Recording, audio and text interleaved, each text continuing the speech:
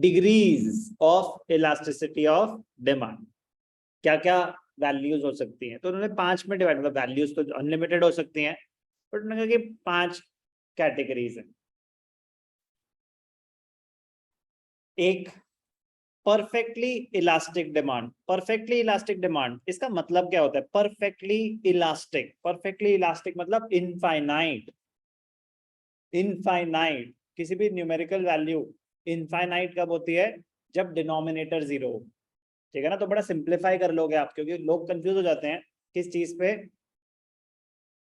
कि perfectly elastic और perfectly inelastic का ग्राफ कैसा होता होगा, उन दोनों को मिक्स कर देते हैं, अक्सर कॉमन मिस्टेक है ये।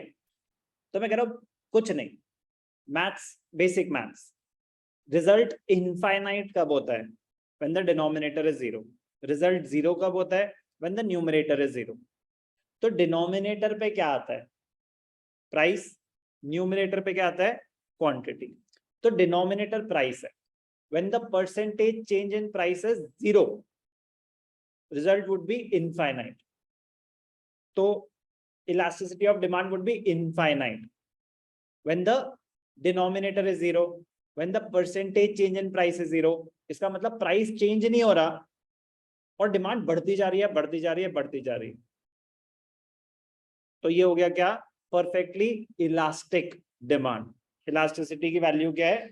इनफाइनाइट। इलास्टिसिटी की वैल्यू क्या है? इनफाइनाइट। तो समझ आए? डिनोमिनेटर 0 होगा, डिनोमिनेटर 0 होगा मतलब परसेंटेज चेंज इन प्राइस निल होगा। तो परसेंटेज चेंज इन प्राइस मतलब प्राइस कांस्टेंट हो गया। तो अभी समझ आया ना कि डिमांड का would be a straight line parallel to the X axis. तो ग्राफ का लॉजिक समझ आ गया, क्योंकि प्राइस चेंज नहीं हो रहा, डिमांड बढ़ती जा रही है। कह रहा है ये अनरियलिस्टिक सिचुएशन है, इमेजिनरी सिचुएशन है, ऐसा नहीं हो सकता। लाइफ सेविंग ड्रग्स में भी, ठीक है ना, मतलब प्राइस सेम है, प्राइस सेम है, वो तो अलग होता है, उसकी तो 0 होती है। सॉरी, बिल्कुल भी जरूरी नहीं है कि प्राइस सेम है और फिर भी डिमांड बढ़ती जा रही है। आप सोचो कि डिमांड बढ़ती जा रही है तो क्या शॉर्टेज नहीं हो जाएगी उस चीज की? तो क्या उसके प्राइसेस पर चेंज नहीं हो जाएंगे? तो इज इट पॉसिबल कि सेम प्राइस पे डिमांड अनलिमिटेड हो? It is not possible, it is an imaginary situation. Point पहला, perfectly elastic demand. Perfectly elastic demand का मतलब आपकी वैल्यू क्या है इलास्टिसिटी की? Elasticity is infinite. इनफाइनाइट कब होगी? व्हेन द डिनोमिनेटर इज 0, मतलब प्राइस चेंज नहीं हो रहा और डिमांड बढ़ती जा रही है, बढ़ती जा रही है, बढ़ती जा रही है। Infinite demand at a particular price and demand becomes 0 with a slight rise in price। थोड़ा सा भी प्राइस चेंज हुआ तो कोई डिमांड ही नहीं, उसी प्राइस पे अनलिमिटेड, उस पर्टिकुलर प्राइस पे अनलिमिटेड डिमांड है। Perfectly elastic demand is an imaginary situation. Same price पे डिमांड बढ़ती जा रही है, ग्राफ की शेप समझ आ गई? परफेक्टली इलास्टिक डिमांड, कोई डाउट?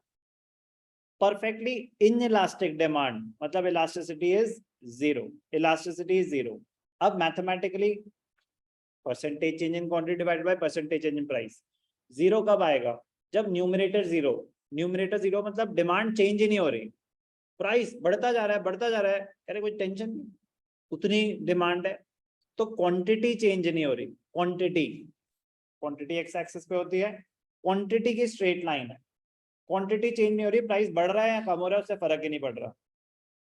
तो when the elasticity perfectly, when the elasticity of demand is perfectly inelastic, when the elasticity of demand is 0, perfectly inelastic demand,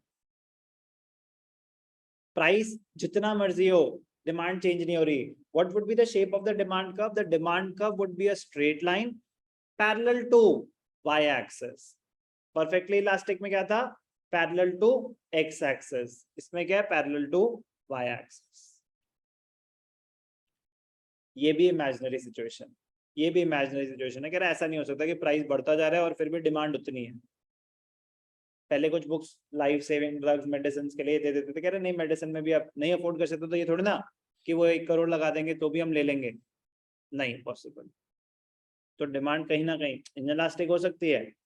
perfectly inelastic और इनइलास्टिक दो अलग टर्म्स हैं।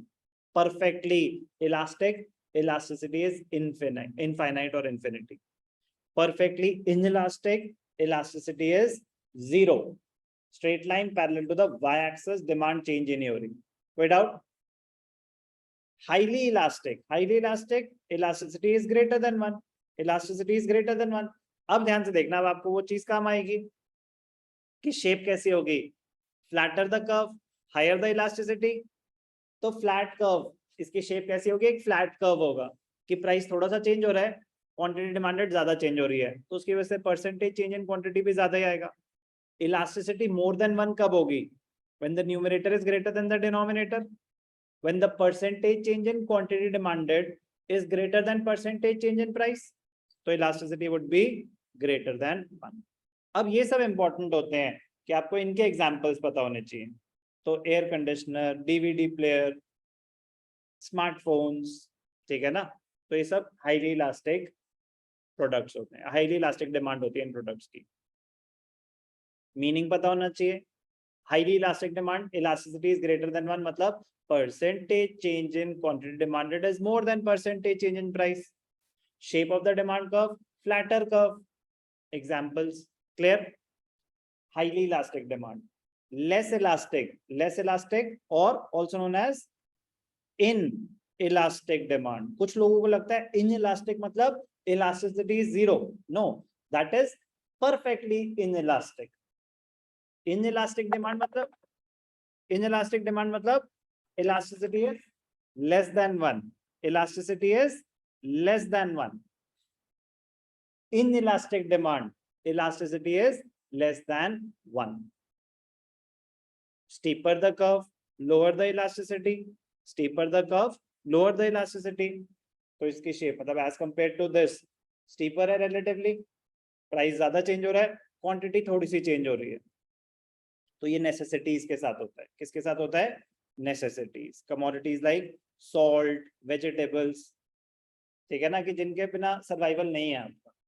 Medicine में भी इनइलास्टिक होता है. मेडिसिन में भी क्या होता है? इनइलास्टिक. मेडिसिन में भी इनइलास्टिक डिमांड होती है. लास्ट है unitary elastic. Unitary elastic, elasticity is equal to 1. Unitary elastic, elasticity is equal to 1. तो इसको बोलते हैं रेक्टेंगुलर हाइपरबोला. क्या बोलते हैं इसको? Rectangular hyperbola. रेक्टेंगुलर हाइपरबोला ऐसी कोई टर्म दी जाती है कि कर्व में कोई भी 2 पॉइंट्स ले लो आप, कोई भी 2 पॉइंट्स, जैसे इन्होंने लिए L और R. तो ये जो रेक्टेंगल बना और ये जो रेक्टेंगल बना, इन दोनों का एरिया सेम आएगा. कोई भी 2 पॉइंट्स ले लो, जब इलास्टिसिटी इक्वल टू 1 है ना, तो कर्व की शेप क्या होती है? Rectangular hyperbola. आप ऐसे भी बना सकते हैं, ठीक है ना. टेक्निकल शेप ये होती है. ऐसे बनाएंगे तो inclined at an angle of 45 degree होता है. बट रेक्टेंगुलर हाइपरबोला का मतलब क्या होता है कि any 2 points on the demand curve, if a rectangle is made hyperbola, rectangular hyperbola, तो जो दोनों रेक्टेंगल्स है ना, उनका जो एरिया है वो सेम होगा. उनका जो एरिया है वो सेम होगा, कोई भी 2 पॉइंट्स ले लो. इलास्टिसिटी इक्वल टू 1 मतलब percentage change in quantity demanded will be equal to the percentage change in price. कोई भी डाउट? क्लियर?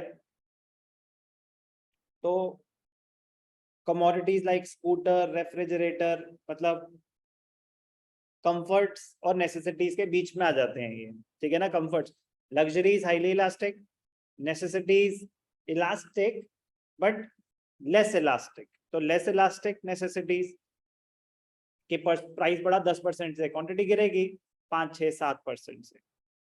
कोई डाउट? आपको पांचों की शेप पता होनी चाहिए, पांचों का मीनिंग पता होना चाहिए, पांचों का एग्जाम्पल पता होना चाहिए.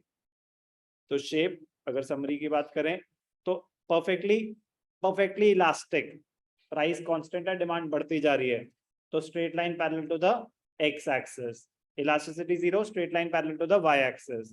फिर जितना फ्लैट है इलास्टिसिटी उतनी हाई है, जितना स्टीप है इलास्टिसिटी उतनी लो है.